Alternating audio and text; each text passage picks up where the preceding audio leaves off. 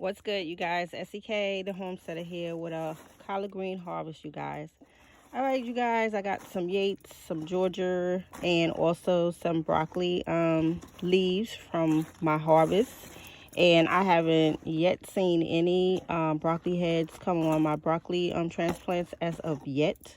But this is my collard green harvest. And I don't know about you guys, but what I'm noticing this year is that my collards are not thriving as much as they usually do, and it could be because we are still in like 75-degree temperature.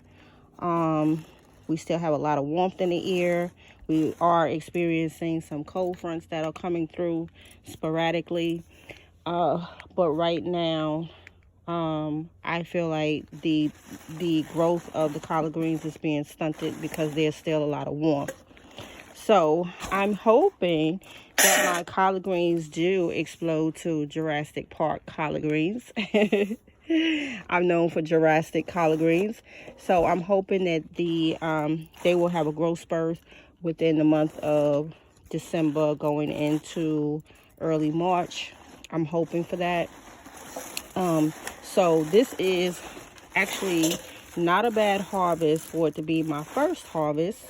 And I did pull from the bottom of my transplants, which is always good to harvest from the bottom, then to yank out the whole collard green plant.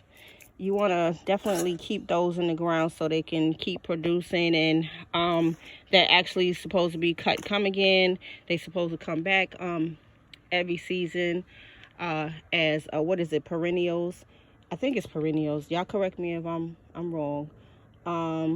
But I haven't experienced any of my collard greens coming back because they get destroyed. So as far as mine's being come again, I have not experienced that yet. I think after they run its course, they get so damaged to where they can't come back. That's what I have experienced, but I've seen other people experience the come again. And I've seen people, collard greens last 2 years, 3 years. And definitely collard trees, especially purple collard trees that I have tried. I made several attempts in my first and second year to grow those.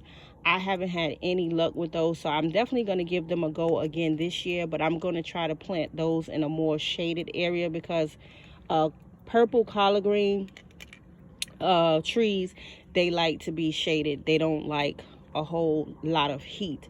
So I'm going to give those a go again, and I'm probably going to plant those toward the back of my yard, maybe up against the fence that's back there where it's nothing but shade. There's a lot of coolness back there, and maybe I will be successful with that in the coming year or so. But I'm definitely going to give purple collard trees a go again. So yeah, you guys, I hope everyone is doing well. Please be careful throughout these travels for this weekend. The crazies is out there. I know right now we're having a lot of roadblocks, a lot of police is all over the roads right now. So definitely be extremely careful as you travel to your loved one's house. And this is SEK the homesteader, and I will see you guys on the next video. Thank you for tuning in, and do share. Peace.